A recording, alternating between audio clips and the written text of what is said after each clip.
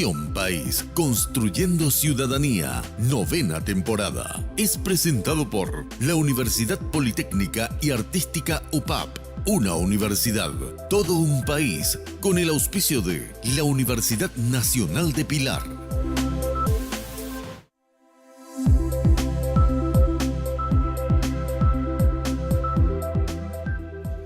Bienvenidos a Visión País, buenas noches. Hoy continuamos con nuestro ciclo de programas referente a la crisis de la educación universitaria en nuestro país. Parecía en principio que la crisis afectaba solo a aquel concepto mediático que se utiliza y que se refiere a las universidades de garage, aunque nunca realmente se definió qué se entiende por esos términos. Lo cierto y lo concreto es que la crisis en principio se inició con las decisiones del órgano rector, el Consejo Nacional de Educación Superior, conocida por su sigla CONES. Sin embargo, esa crisis después pasó a la emblemática Universidad Nacional de Asunción, aquella crisis precisamente del movimiento denominado Una No Te Calles, y que finalmente hubo algunos acuerdos y consensos para reformar el estatuto. Las informaciones que tenemos desde nuestra producción periodística es que precisamente en el proceso de redacción de los nuevos estatutos de la Universidad Nacional de Asunción no se está plasmando lo que se había acordado durante esa crisis.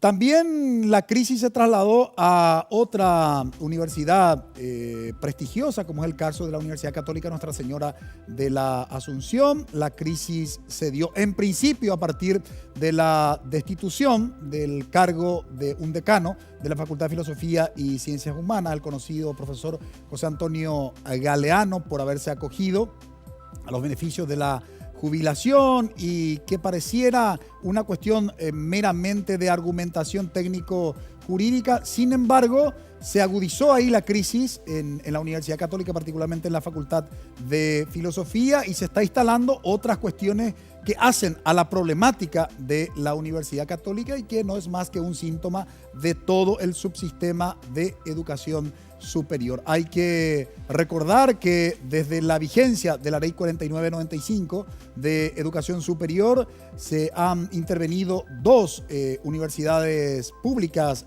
tres universidades públicas, digo bien. Comenzó con la Universidad Nacional de Villarrica del Espíritu Santo, conocida por su sigla UNVES. Posteriormente se decidió la intervención de la Universidad Nacional de Pilar y luego el de la Universidad Nacional de Asunción, donde los estudiantes obviamente no permitieron que ingresaran las autoridades del órgano rector para realizar el proceso de intervención. Lo cierto y lo concreto que hoy existen otras universidades también intervenidas de gestión privada, pero ¿qué se ha logrado con estas intervenciones? ¿Qué se ha logrado con las decisiones que ha tomado el órgano rector? Por eso aún se agudiza la crisis dentro, reitero, del subsistema de educación superior. De todo eso estaremos hablando hoy en Visión País y titulamos nuestro análisis La crisis de la educación universitaria desde la perspectiva de los docentes. Queremos hacer el análisis desde el estamento de los profesores universitarios. Nos acompañan hoy en Visión País el profesor Adilio Lescano, docente e investigador de la Universidad Nacional de Pilar. Muy buenas noches, profesor Adilio, y gracias por haber aceptado la invitación. Buenas noches, profesor. Buenas noches también a la audiencia y a los panelistas. Nos acompaña también hoy en Visión País la profesora Graciela Russomando. Ella es docente e investigadora de la Universidad Nacional de Asunción. Muy buenas noches, profesora, y gracias por haber aceptado la invitación. Bueno, gracias por esta oportunidad de poder expresar nuestra forma de pensar y lo que está ocurriendo. Muy buenas noches. Nos acompaña también el profesor Carlos Gómez, profesor de la Universidad Católica y de la unidad académica de la Facultad de Filosofía, donde justamente se ha generado la crisis con la destitución del decano de dicha facultad, el profesor José Antonio Galeano. Muy buenas noches, profesor Carlos, y gracias por haber aceptado la invitación. Igualmente, Francisco, un placer estar con los colegas y con los señores panelistas y poder compartir nuestra experiencia con la gente. Saludamos a nuestros panelistas. Bienvenida, Karina. Buenas noches, Francisco, a Juan Pablo y bienvenidos a nuestros invitados. Buenas noches, Juan Pablo. Francisco, nuestros invitados, Karina y por supuesto a nuestra teleaudiencia este domingo de noche. Bien, la crisis de la UNA, la intervención de las universidades públicas, también la intervención de las universidades privadas, la crisis nuevamente dentro de la Universidad Católica. Y digo nuevamente ¿por qué? Porque en el 2008 se dio una crisis dentro de la Universidad Católica y particularmente dentro de la Facultad de Filosofía y tenía que ver con el nombramiento del rector en aquella ocasión de José Antonio Moreno Ruffinelli, que los estudiantes precisamente cuestionaban, objetaban dicho nombramiento. Bueno, la Conferencia Episcopal Paraguaya se vio obligado, la Conferencia Episcopal Paraguaya como el órgano, digamos, responsable de la administración de la Universidad Católica, se vio obligado a elegir a otro rector y nuevamente ahora se da otra crisis dentro de la mencionada universidad. Por eso digo nuevamente la crisis dentro de la Universidad Católica. ¿Pero a qué obedece esta crisis? Tiene que ver simplemente con, digamos, en el caso de la Católica, con la destitución de un decano, en el caso de una notecalle, simplemente porque los estudiantes finalmente descubrieron hechos de corrupción dentro de la rectoría de Froilán Peralta, en el caso de la desprolijidad de la gestión de las universidades públicas, como el caso de la Universidad Nacional de Villarrica del Espíritu Santo y el caso de la Universidad Nacional de Pilar, o hay otras cuestiones que explican estas crisis y estas intervenciones. Es la pregunta que nos formulamos y que durante el desarrollo de nuestro programa estaremos analizando. Le invitamos que nos acompañe en brevísima pausa.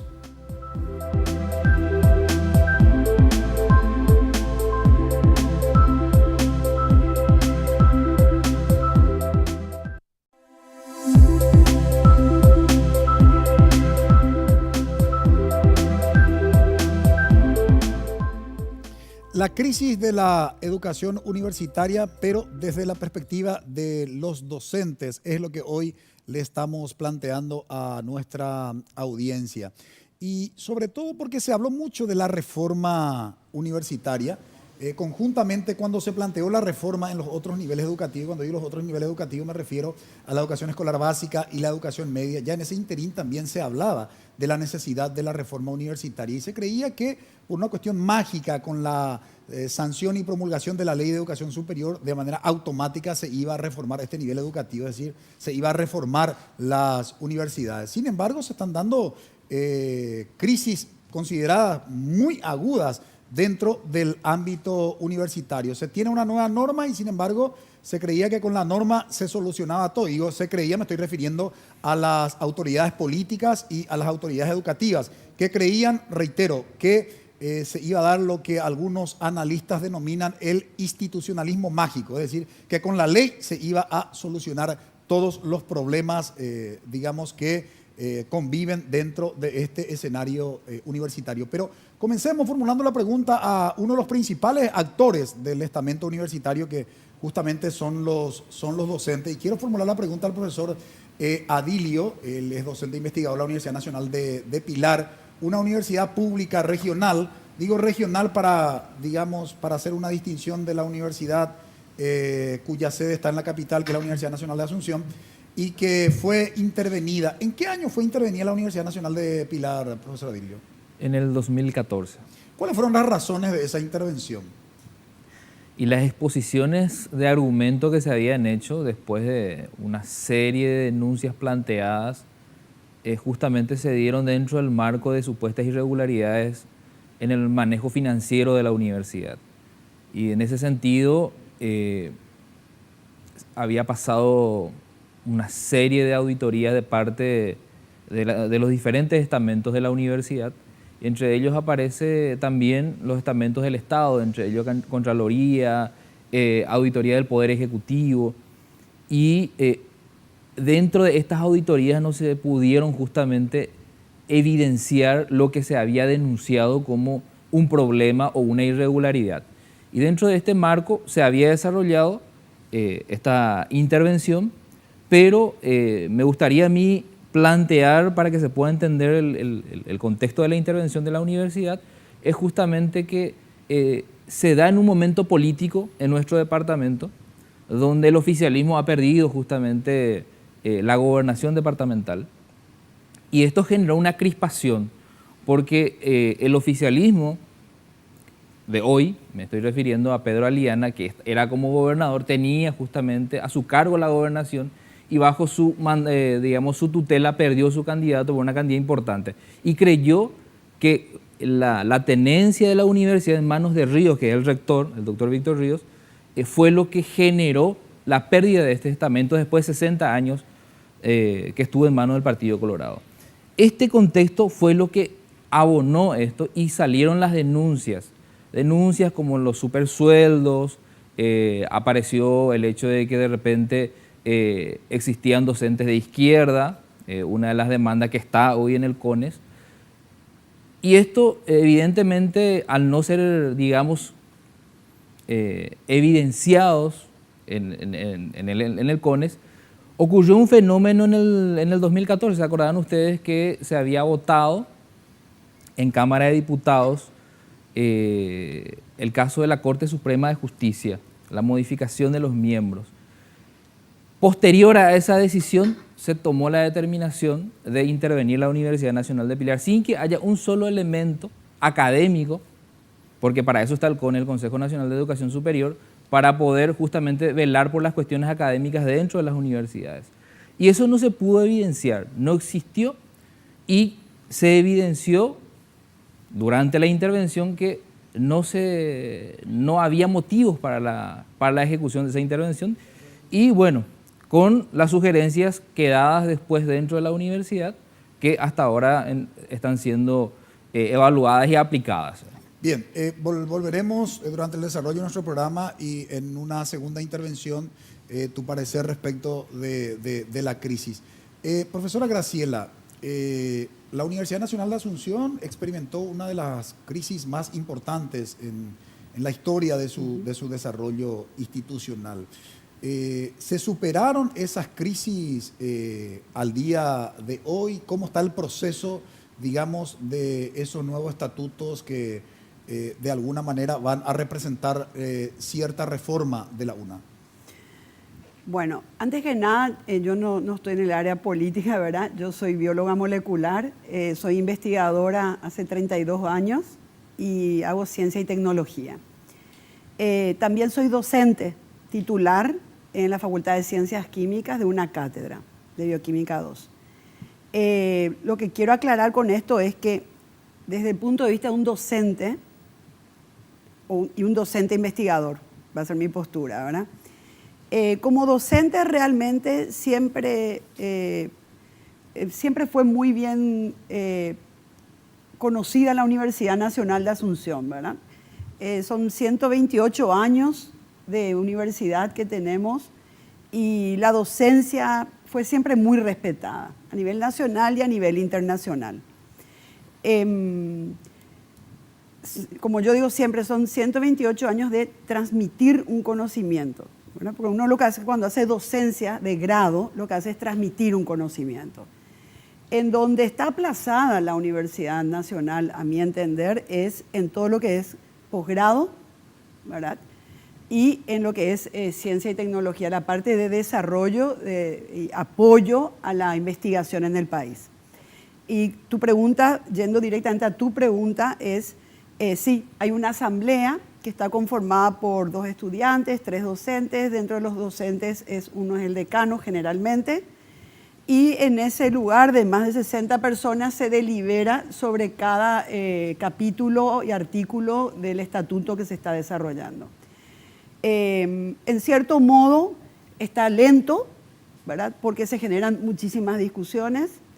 Y uno de los problemas que siempre tuvo la UNA, ¿verdad? Fue los feudos, ¿verdad? O sea, desde ya de mi época de estudiante y de la época de docente, ¿verdad? Cada casa de estudio como que tenía su propio feudo y tenía sus propias normas, ¿verdad? Y bueno, eso todavía hay una cierta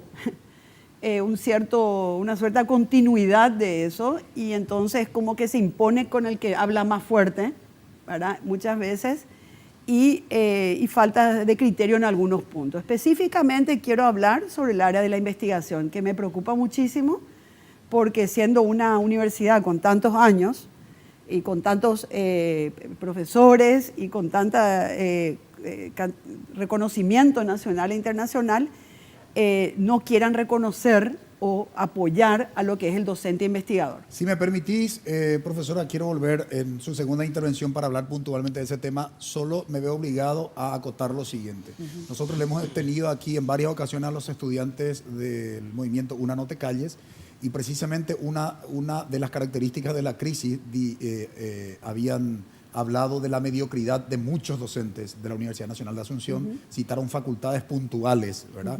Del bajo nivel de formación también de muchos docentes. Quiero nomás acotar eso porque si no, después la audiencia me reclama, ¿verdad? Cuando nosotros no hacemos ese tipo de precisiones, ya cuando hemos tratado ya ciertos temas. Así como la Universidad Nacional de Asunción se distinguió y se sigue distinguiendo probablemente por distinguidos profesores, así también los estudiantes que se manifestaron en aquella ocasión criticaron de que hay un buen grupo de docentes que no ameritan, digamos, esos cargos de docencia.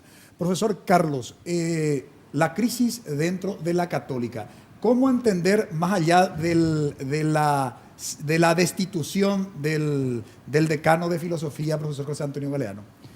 Bueno, el detonante claramente fue la destitución de José Antonio y la discusión en principio parece ser sencilla, un problema técnico, jurídico de cómo interpretamos nosotros, los profesores y los demás estamentos de la universidad y cómo interpreta el rector la situación del José Antonio a partir de su jubilación y su supuesta imposibilidad de continuar en el cargo de decano, a pesar de que hubo otros casos en los cuales eso no obstó para que permanezcan ejerciendo el cargo. En el caso particular de nuestra vicedecana, que es Elisa Bordón, que siguió en el cargo sin que se le objetara el hecho de que se haya jubilado como docente. Lo más importante que está más allá de estas disputas que aparentemente son meramente de personas y de nombres que se pueden cambiar o poner, lo que está en juego es el problema de la falta de reconocimiento de los diferentes actores que conforman una universidad. Porque lo que estamos viendo acá es que el rector decide de una manera unilateral desde su rol sacarle al decano sin poner a consideración de los demás actores o sin inclusive tener en cuenta las visiones que tienen los demás actores de la universidad. Y por los demás estamentos, acá estamos hablando de los docentes, a quienes de la asociación en la cual yo formo parte, los funcionarios de institución, los trabajadores de la Católica y también los egresados y principalmente los estudiantes, que justamente fueron los que pusieron la presión del lado del rector al tomar la facultad en la semana pasada. Esto entonces lo que generó es una necesidad de tal vez volver a apelar al diálogo de parte del rector después de que repetidas veces eso fue rechazado. Entonces nosotros nos vimos en la obligación de llamarnos al paro como profesores, y esa posición se mantiene hasta hoy, hasta que no se generen las condiciones reales de un diálogo de pares en el cual realmente podamos escucharnos los unos a los otros. Hoy en día, inclusive el problema se agrava en el sentido de que la universidad está planteando que se den clases en otros centros que pertenecen a la iglesia, pero que no son de la universidad, por ejemplo en San Cristóbal o en otros lugares que ellos están eligiendo para que sigan habiendo clases, motivando a los profesores que no están con el paro a que sigan dando las clases y generando una especie de guerra interna entre los propios docentes, entre los alumnos entre sí, y fundamentalmente una guerra sucia también a partir de difundir información que no se ajusta a la verdad, tanto para manchar el nombre de nuestro decano o de los profesores, y sobre todo instalando una idea repetida que yo creo que es completamente errónea en la política paraguaya, de decir que todos los que toman algún tipo de determinación, si es que no es la determinación que va de la mano de lo que yo pienso, están manipulados o son movilizados o son títeres de otros actores políticos. Entonces acá tenemos un juego de que nosotros somos los que manejamos los títeres, que le movemos a los estudiantes a tomar la universidad. Se acusa de una manera muy alevosa a los que están en plan de ocupar la universidad de ser una especie de EPP académico, EPP estudiantado, en lugar de reconocer la existencia de estos otros actores que son pares en la conversación y que tienen todo el derecho de participar de un diálogo para reformar la universidad y para hacerla llegar a este siglo XXI en el que estamos y que obliga a la gente a que negociemos, que conversemos, que hablemos en democracia, no solamente a partir de que yo soy el que tengo la lapicera y que por lo tanto yo puedo tomar las determinaciones que creo necesarias para el mejor funcionamiento de la universidad. actuando inclusive a espaldas de un proceso. Porque acá lo que yo quiero destacar es la importancia de José Antonio y del liderazgo que él ejercía, era que era un liderazgo que permitía que docentes nuevos, yo de hecho soy un docente relativamente nuevo en la universidad, y otros pares generacionales vayamos tomando espacios y proyectando un tipo de carreras, en el caso de las ciencias sociales, que es el área que yo estoy, más modernas, que apuntan a la formación del tipo de profesional que necesitamos hoy y que dé las respuestas que los modelos anteriores, que estaban muy poco profesionalizados, no funcionan y no realmente respondan a lo que la gente quiere.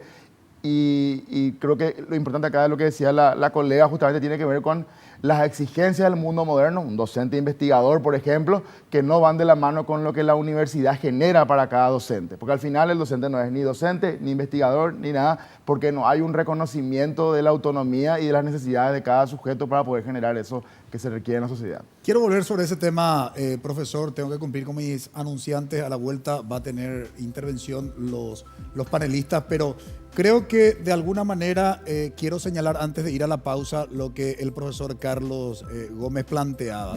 Y esto tiene que ver en el caso de la Universidad Católica y en el caso incluso también de las universidades nacionales y las universidades llamadas privadas. Y algunos me dirán, pues la Católica acaso no es privada. Y bueno, la Católica es casi como un híbrido cuando uno mira su creación e incluso su organización, ¿verdad? ¿A qué me refiero? A que la universidad implica una comunidad. ¿Esto qué significa? Que hay estamentos, ¿verdad?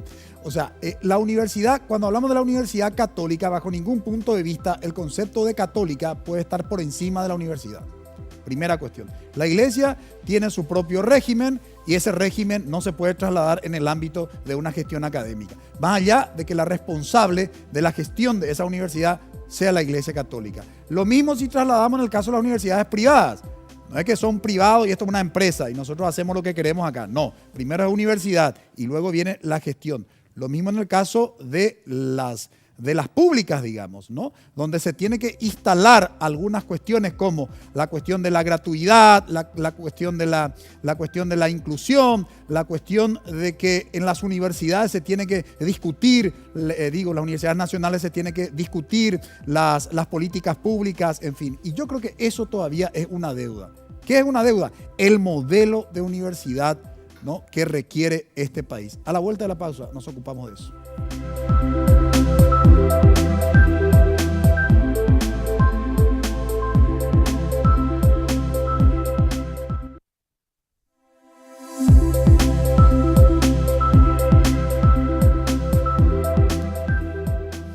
Decíamos antes de ir a la pausa que probablemente tenemos que discutir el modelo de universidad en nuestro país, porque coexisten distintos modelos de universidad. Decíamos en los otros programas que el propio Estado paraguayo crea la figura del lucro, digamos, para las universidades de gestión privada, y probablemente eso tenemos que comenzar también a discutir si se admite la figura hoy está admitida, digamos, por ley, pero digo, ¿seguimos con este mismo modelo o las universidades todas tienen que ser sin fines de lucro, como el caso, por ejemplo, de Argentina? Karina.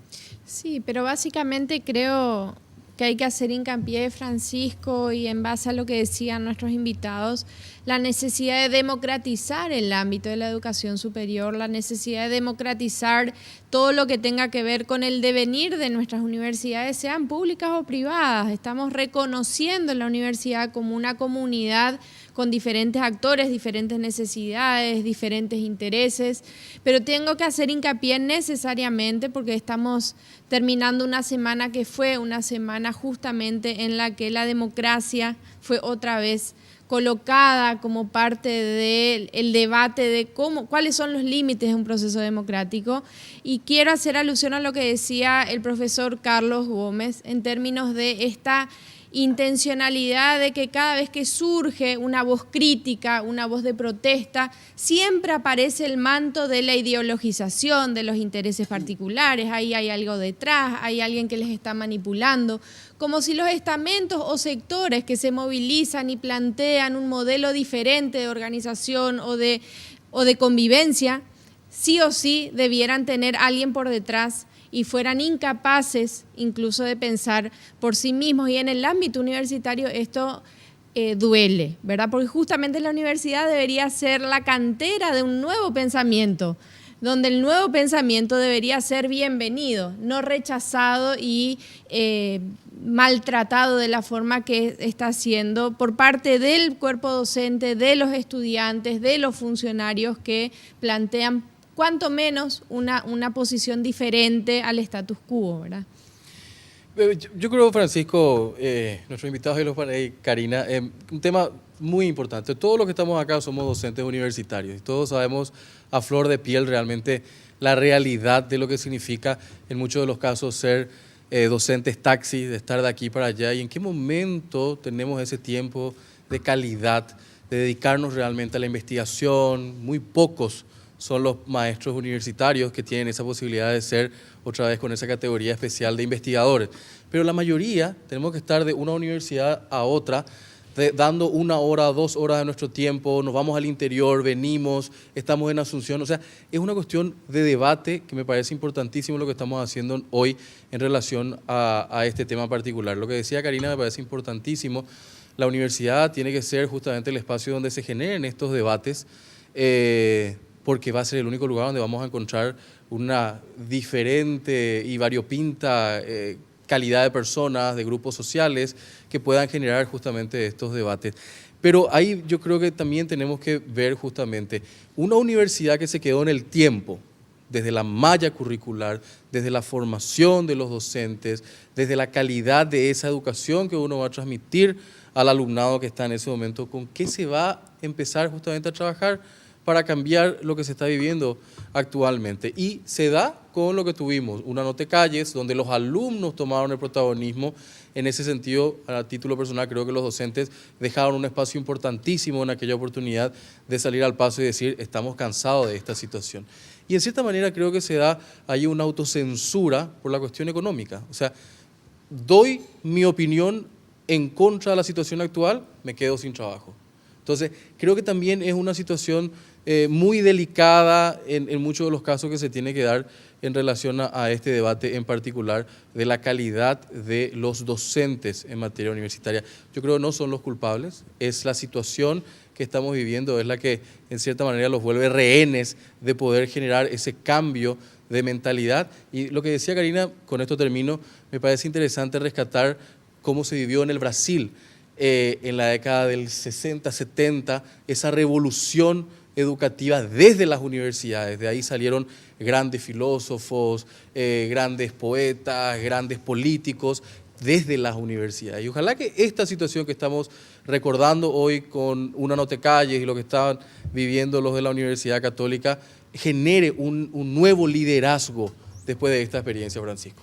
Ahora, yo quisiera como punto de referencia el concepto de modelo de universidad, pero quiero preguntarle al profesor Adilio, ¿cómo caracterizarías esta crisis actual de la educación universitaria desde el estamento docente, profesor? Yo no sé si hay tal crisis, Francisco. Lo que yo creo que hay un conflicto, porque yo no veo un modelo que hoy esté queriendo partirse y otra que se contrapone para poder sustituir a la presente.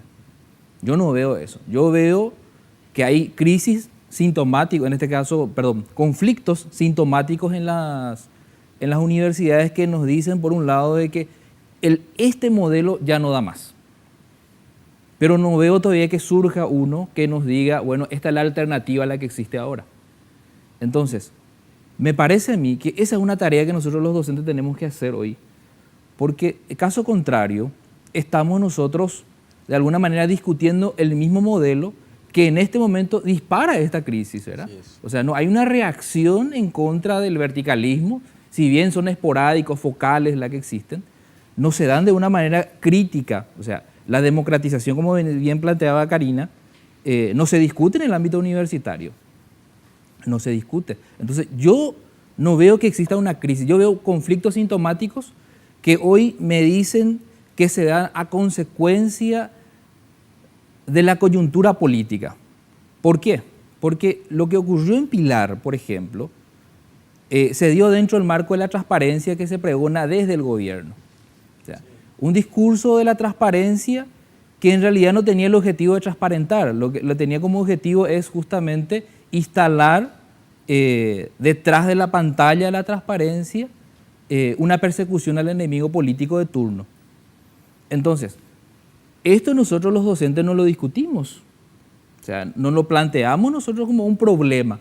Entonces, ¿qué es lo que vemos? ¿Verdad? Vemos síntomas. Los docentes nos dicen, estamos cansados de este modelo. Los alumnos nos dicen, estamos cansados. Pero no hay una reacción que diga, ¿y cuál es el planteamiento que tenemos a esto? Entonces, la universidad como un espacio privilegiado, primero de producción de saber, de distribución de saber, hoy día no está generando eso, ¿verdad? Y el conocimiento hoy día como un elemento fundamental para el desarrollo. Entonces, yo creo que en este momento eso es lo que tenemos que plantear y cuál es el rol que juega en este momento el CONES para esta cuestión. Lo que estamos viendo es que esta crisis, que nosotros lo llamamos, entre comillas, ¿verdad?, lo que está permitiendo es que se vaya exacerbando el actual modelo para mercantilizar más la educación. Quiero volver sobre ese tema a la profesora Graciela. Nosotros venimos sosteniendo aquí en el programa, profesora, que en Paraguay la docencia universitaria no es una profesión, apenas una ocupación, ¿verdad?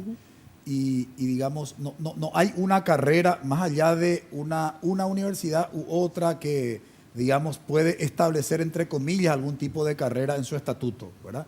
Pero digamos, no existe un marco legal, por ejemplo, que nos permita, los que estamos en el ámbito de la docencia universitaria, hacer carrera.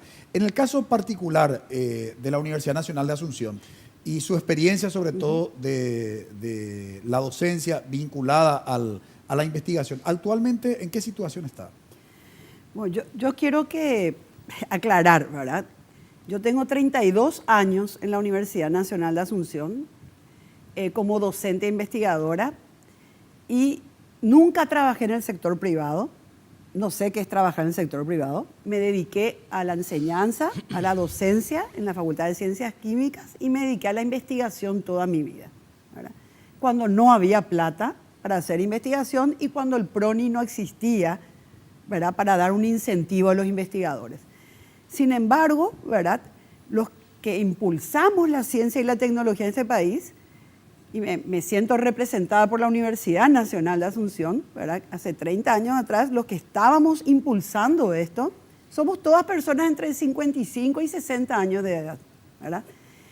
Y en cuanto a la docencia en sí, a lo que a mí me mantuvo dentro de la Universidad Nacional de Asunción durante 32 años, fue una mística, una vocación, ¿verdad?, una vocación de enseñar a través de posgrado y enseñar a través de los grados del grado universitario.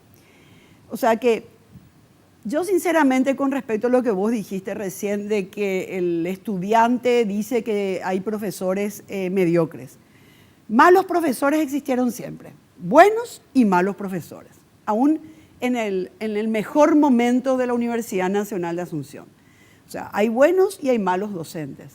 El problema también que yo veo es que cada vez los estudiantes son más mediocres, ¿verdad?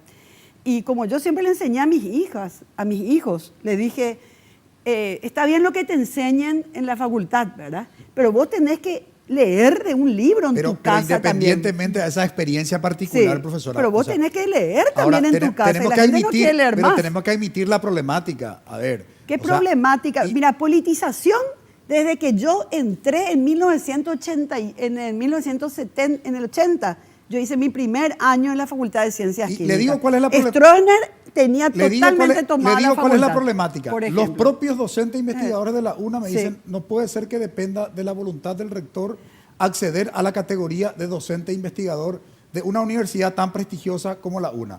Eso, si no es un problema, no sé cómo entender un problema. Primera Sí. cuestión, digo, que es una cuestión que es innegable, digamos, ¿verdad? Entonces, no hay una convocatoria abierta, por ejemplo, ¿verdad?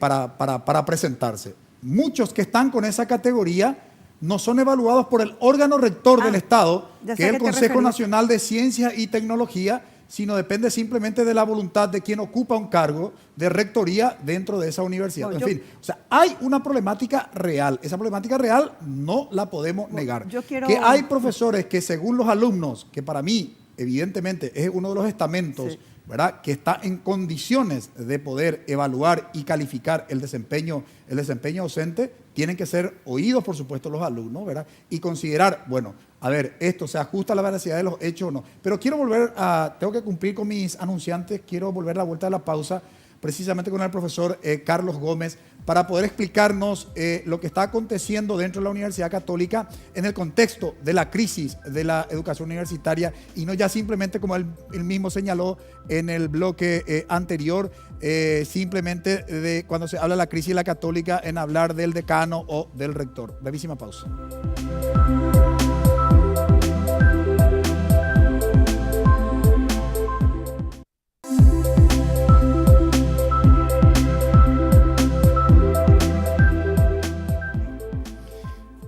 La crisis de la educación universitaria en relación con lo que está aconteciendo en la Universidad Católica, ¿se puede vincular esta crisis? Yo le llamo crisis, no sé si usted, digamos, va a compartir mi visión de lo que está aconteciendo en este nivel educativo, pero digo, para entender el caso de la Católica, ¿solo hay que focalizar nuestra mirada en la destitución del decano, digamos, y en las declaraciones que da el actual rector, o hay otras razones que explican esa situación de la Católica?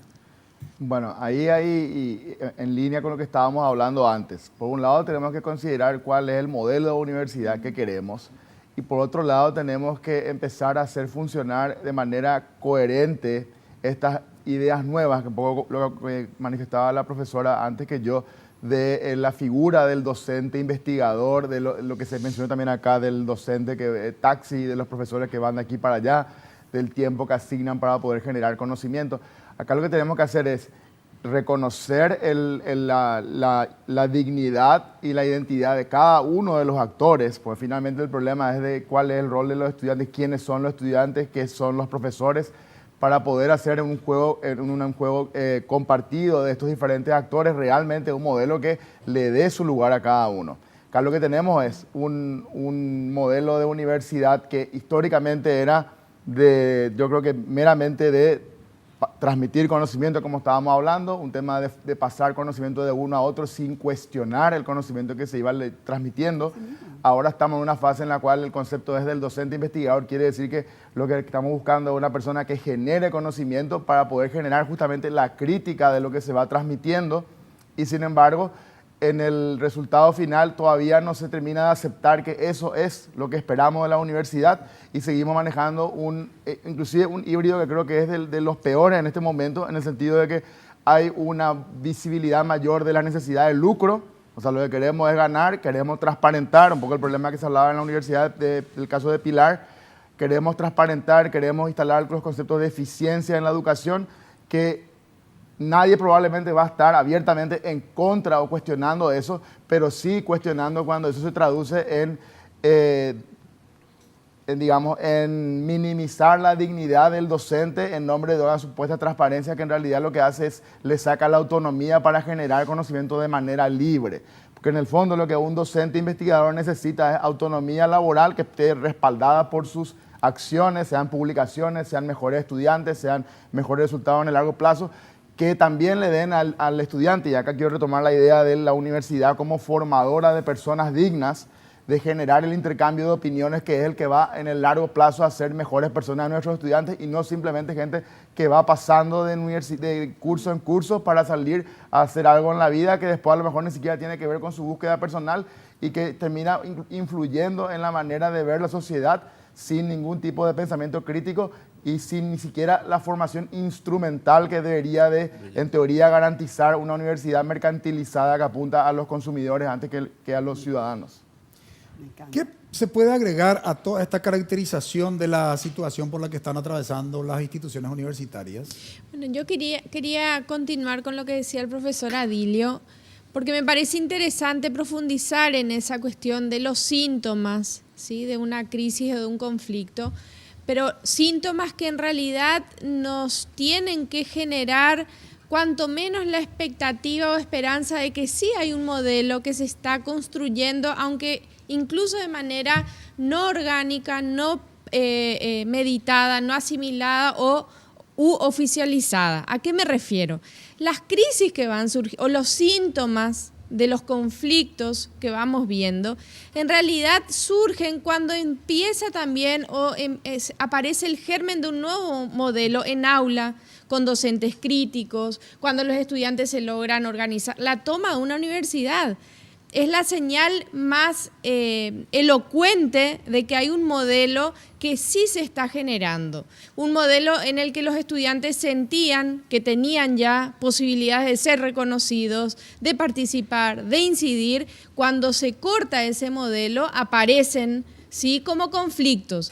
Yo creo que sí, lo que faltaría es profundizar en el debate del modelo que queremos, oficializar ese modelo, convertirlo en una política de Estado, empezar a trasladar ese modelo que muchos están haciendo en su pequeño espacio de incidencia, sea en esos 45 minutos de aula, sea desde un decanato, sea desde un rectorado. No tampoco pecar de ingenuos y creer que cuando otros actores intervienen, literalmente, lo hacen solamente por un interés político coyuntural. Ese interés político coyuntural en realidad obedece casi a medidas preventivas. Es preventiva la forma en que se le quita un decano, porque allí se está sembrando el germen de una posible o un posible modelo de universidad que permita pensar. Es preventivo intervenir una universidad donde se está generando procesos investigativos, donde hay debate, donde hay crisis. Son políticas preventivas del status quo, son políticas preventivas de una forma de entender el modelo educativo como dominación, como transmisión acrítica del conocimiento, frente a modelos que realmente, creo yo, se van gestando lentamente en diferentes estamentos. Juan Pablo. Y me parece también justamente importante recalcar lo que dice Karina desde la cuestión de estos nuevos modelos.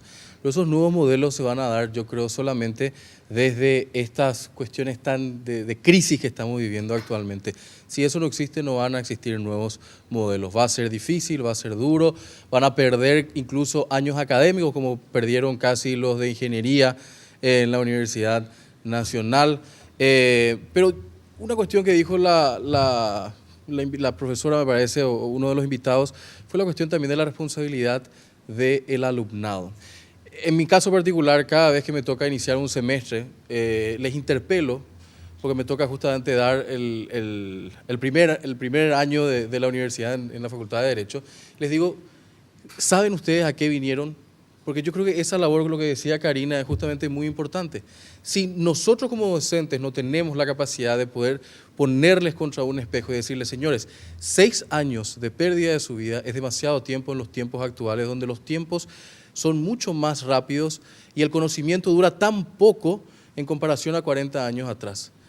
O sea, lo que se estudia en la universidad hoy les va a durar 4 años, 6 años máximo. Luego, si no se actualiza permanentemente en los tiempos que vivimos de acceso a información, todo lo que estudiamos en la universidad no va a servir para nada. Y por último, Francisco, en esa cuestión que les acabo de mencionar, yo creo que hay que también como docentes interpelarles a los alumnos en decirles, muy lindo el libro de mis derechos, pero ¿y el libro de tus deberes? Y esa tarea es tan importante para que el alumno entienda que debe conocer el organigrama de su universidad, los estatutos de su universidad, porque sin esa tarea no se va a poder hacer una revolución. O sea, claro, eso me parece que es muy importante destacar, Francisco. Pero lo que hay que acotar nomás ahí, Juan Pablo, es lo siguiente, que su deber es justamente su identidad con la institución como universidad. Y cuando los alumnos deciden, digamos, este tipo de situaciones como tomar la universidad, lo que están justamente asumiendo es su deber en tanto y en cuanto forman parte de un estamento. Pero desde el conocimiento, porque en realidad muchos lo hacen desde el desconocimiento, Francisco. Bueno, claro. Pero también, Francisco, si me permitís, y cuando hablábamos al inicio, estamos hablando de la tercera etapa, si habláramos de etapas y procesos. Nosotros no podemos evaluar al estudiante que llega a la universidad de manera descontextualizada del modelo educativo de la educación media, de la educación primaria. O sea, y de la cultura en la que vivimos, una cultura en la que cada vez se tiende más a querer desprestigiar al conocimiento, al que acceda a información de manera pragmática sin profundizar, o sea, no entender ni juzgar a ningún estamento, ni al estudiante ni al docente, que en realidad son parte de una sociedad que en todo caso lo que uno cuestiona es por qué la universidad dejó de ser un actor de consulta. ¿Cómo es posible que las universidades no formen parte hoy de los debates de las leyes que se estudian en el Congreso? ¿Cómo es posible que las universidades estén ajenas a las discusiones de las políticas de Estado? ¿Cómo es posible que las universidades... A mí, honestamente, y tengo que hacer un reconocimiento público, en la marcha del movimiento campesino, la semana pasada aparecieron los estudiantes de la Católica, entendiendo la sensibilidad de la impunidad, de la prepotencia de sectores de poder frente a sectores abandonados. O sea, esas interacciones son las que uno en realidad espera también como gestos de apertura de la universidad, ya no como un privilegio de unos pocos, sino como representación de la sociedad. Claro, por eso justamente me parece a mí que un punto de referencia podría ser el modelo de universidad. Se me está yendo el tiempo, pero quiero formular la misma pregunta para los tres, y si, por favor, en 1 minuto y medio, digamos, me dicen la respuesta. ¿Por dónde ustedes creen que tendría que iniciarse la reforma universitaria? Yo creo que la primera respuesta clara a eso para ser una gran consulta al Paraguay, a dónde queremos irnos. Porque acá nunca nos hemos preguntado nosotros qué Paraguay queremos. Si bien hay una agenda de Paraguay, de esa clase privilegiada y poderosa de este país, que tiene muy bien clara la película y marca su agenda en todas las instituciones, los paraguayos, los de a pie, no hemos conversado qué Paraguay queremos. Si queremos este Paraguay donde el 2% de la población maneja el 84% de las tierras, donde solamente el 10% de sus jóvenes acceden, si es que tiene suerte, a la universidad. Entonces pasa por ahí una primera gran discusión. Y una segunda gran discusión es instalar el tema de que la universidad ha dejado justamente de tener el privilegio de la enseñanza. O sea, que las paredes de las escuelas, de las familias, de la universidad fue permeado por la telemática y la informática. O sea que nosotros hoy llegamos en las escuelas y en las universidades con jóvenes y chicos que tienen un cúmulo de conocimiento y que no se adapta a lo que nosotros estamos planteando dentro de nuestro programa, ¿verdad? Entonces, pasa por entender eso y discutirlo eso en el ámbito académico. Perfecto. Y ser referente de opinión. Profesora. Bueno, la reforma que yo espero, ¿verdad?, de cualquier universidad en este país es mantener la calidad de la docencia, ¿verdad? No hacerla mediocre porque los chicos se volvieron mediocres o porque no quieren leer más, ¿verdad? Tienen que seguir leyendo, tienen que tener una formación básica, ¿verdad?, bien fuerte, bien sólida. Luego, ¿qué espero? Espero una universidad que pueda, ¿verdad?, trabajar con el sector privado, que pueda ofrecer, ¿verdad?, su conocimiento, ¿verdad?, y que pueda apoyar al país en el desarrollo económico del país. Y no una universidad que solo se queda en el aula con la transmisión del conocimiento. ¿Y con qué vamos a lograr nosotros, ¿verdad?, salir de lo que es la universidad y apoyar como universitarios con equipamientos, todo, a través de la ciencia y la tecnología? Y eso solamente se puede lograr a través de carreras de posgrado bien fuertes de transmisión de conocimiento, de transferencia de conocimiento. Lo que yo sé, lo que hice 30 años, se lo voy a transmitir a este joven para que él tenga cimiento suficiente para hacer ciencia y tecnología en el país. Carlos. Yo pienso que independientemente de la vinculación con la sociedad, que por supuesto es relevante, como señalaban los colegas, acá hay un punto de partida y un punto de partida rápido que puede ser la propia universidad y los propios estamentos. O sea, acá, por ejemplo, nosotros estamos hablando ahora de una crisis en la Católica que está haciendo una negación de la condición de par del estamento de los profesores, por ejemplo, que estamos en huelga. Entonces lo que nosotros necesitamos es que cada uno de los estamentos que hacen a la universidad se reconozcan a sí mismos, comiencen a hacerse la pregunta que nos estamos haciendo acá de cuál es la reforma que tenemos que hacer y qué pasos vamos a tomar para hacer esa reforma, y a partir de ahí hacer un conversatorio más amplio en el cual podamos llegar a algún tipo de consenso y decir, bueno, esta es la universidad que queremos entre todos, más democrática, más incluyente, más participativa, y que también vaya en consonancia con las transformaciones que tiene la sociedad, sea para acompañar las transformaciones o sea para indicar una visión crítica de los pasos que se están dando mal. Bien, creo que está suficientemente planteado cuáles son los criterios que hay que tener en cuenta para instalar el debate acerca de la reforma de la educación universitaria en nuestro país. Agradecemos a nuestros invitados. Gracias, profesor Adilio. Gracias, profesora Graciela. Gracias, profesor Oscar. Brevísima pausa. A la vuelta presentamos nuestra conclusión.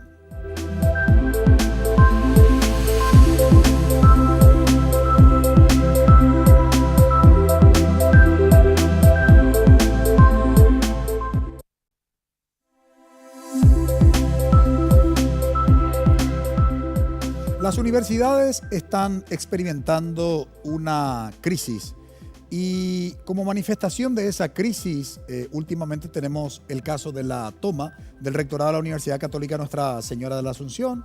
El año pasado tuvimos el caso justamente del fenómeno Una no te calles, la crisis de la universidad centenaria de nuestro país, las decisiones adoptadas por el órgano rector, que es el Consejo Nacional de Educación Superior, CONES, antes que solucionar los problemas que hacen, digamos, al subsistema de educación superior, realmente agudiza la crisis, como venimos señalando aquí en Visión País. Y como decían nuestros invitados el día de hoy, lo que necesitamos para reformar este nivel educativo es comenzar a instalar el debate respecto del modelo de la universidad.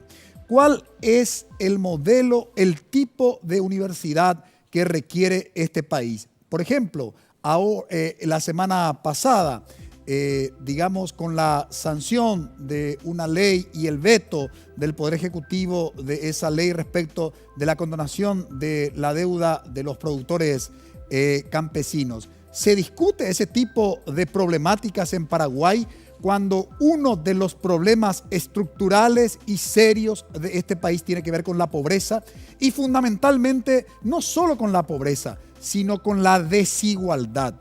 Es decir, no solamente somos pobres, sino también somos desiguales. ¿Qué significa eso? De que en Paraguay cada vez hay gente que tiene menos y cada vez hay gente que tiene más. Esa brecha que es la manifestación de esa desigualdad tiene que ser discutida en este país.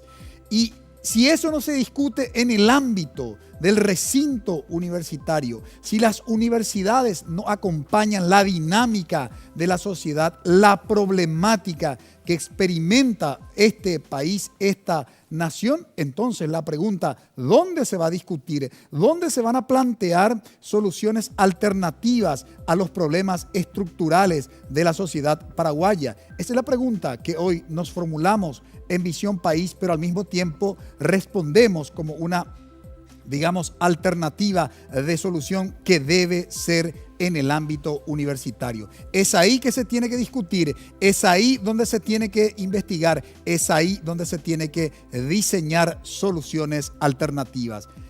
Se espera mucho de la universidad, seguimos esperando. Ojalá que esta crisis sea una condición y ocasión para el cambio de la universidad.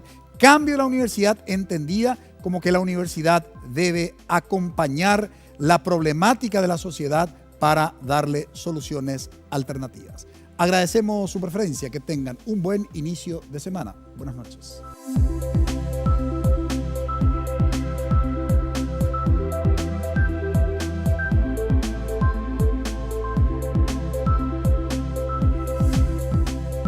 Visión País, construyendo ciudadanía, 9ª temporada. Fue presentado por la Universidad Politécnica y Artística UPAP, una universidad, todo un país, con el auspicio de la Universidad Nacional de Pilar.